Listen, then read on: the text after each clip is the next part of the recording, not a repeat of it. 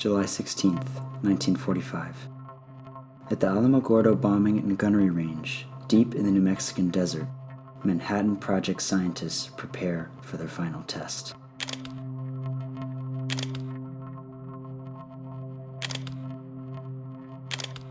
The project is codenamed Trinity.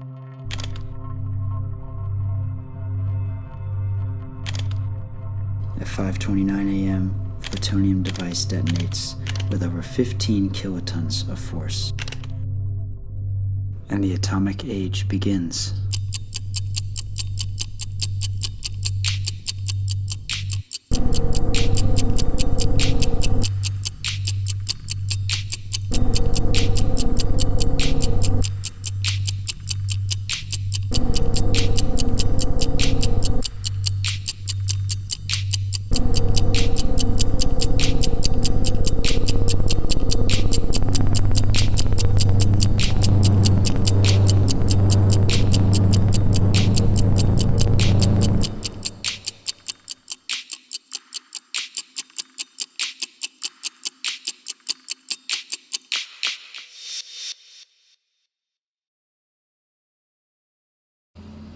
(1980). We're back in New Mexico, and the Department of Energy is just beginning construction on a very special facility.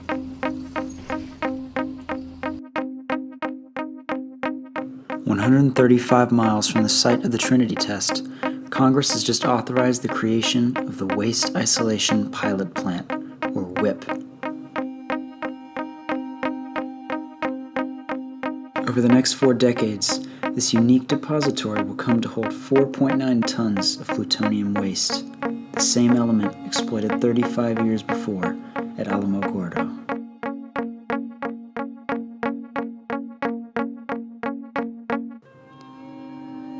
There's just one problem.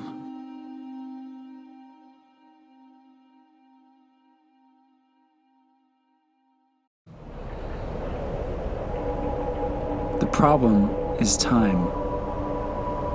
Transuranic elements like plutonium have half-lives of over 20,000 years.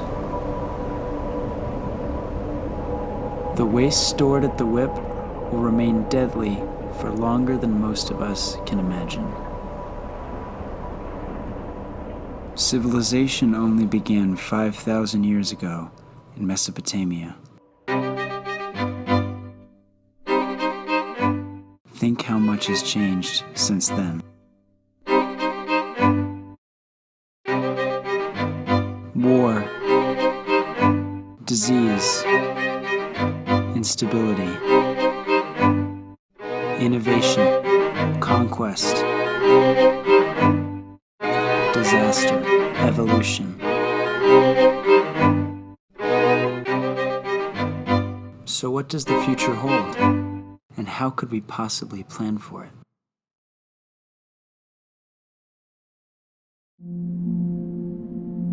When thinking 20,000 years ahead, scientists have had to get creative. In a future so totally uncertain, one where society as we know it may no longer exist, where written language may be a thing of the past, how can we communicate the presence of danger? How can we mark the WIPP with a simple message for our descendants? Keep out. Experts have turned to an unlikely solution: aesthetics. The study of beauty, design, and sensory experience. In 1993, the Sandia National Laboratory released a lengthy report detailing possible long-term designs for the WIPP. These designs harnessed aesthetic principles to produce unnerving, unsettling effects.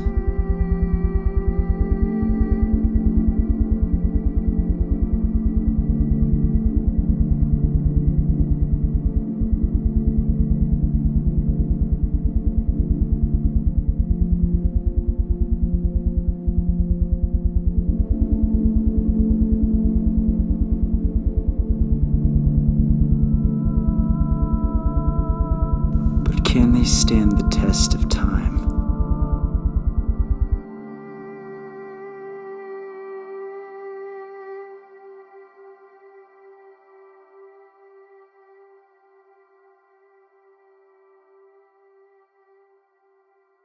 Unfortunately, the answer seems to be a resounding no.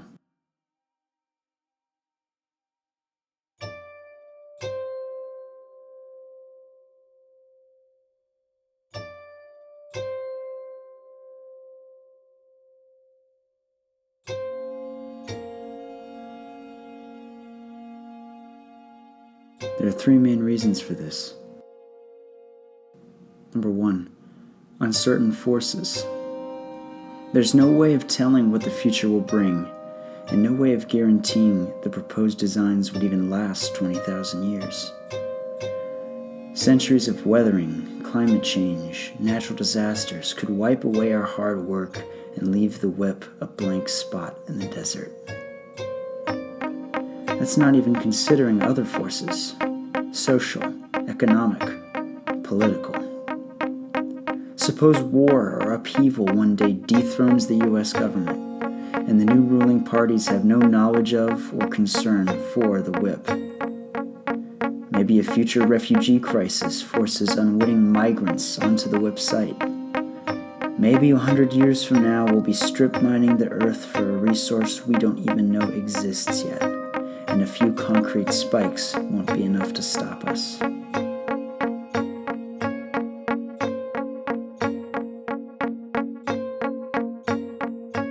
Two, perspectives. The understanding of aesthetics is influenced enormously by personal taste. The saying goes, one man's trash is another man's treasure. For every person scared off or repulsed by the WIPP's design, 10 more future archaeologists might be captivated by its eerie beauty, compelled to explore its mystery. Scary designs alone cannot be counted on to communicate the true danger of the WIPP.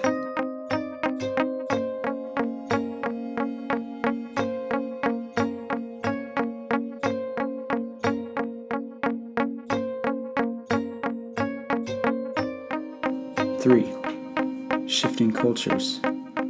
Perhaps the most important point is this: understandings of aesthetics are fundamentally tied to cultural context.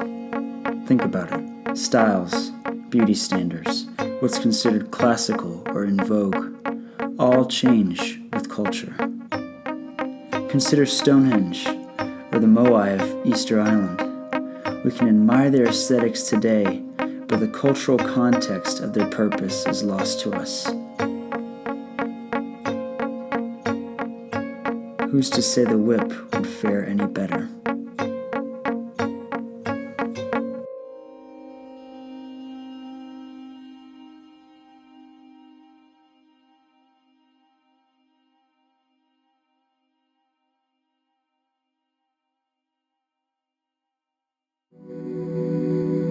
Ultimately, the story of the WIPP serves to showcase the supremacy of time.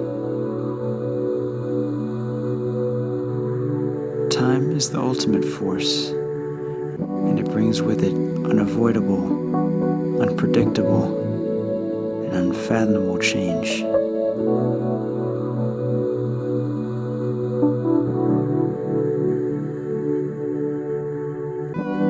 Try as we might, we cannot account for the future.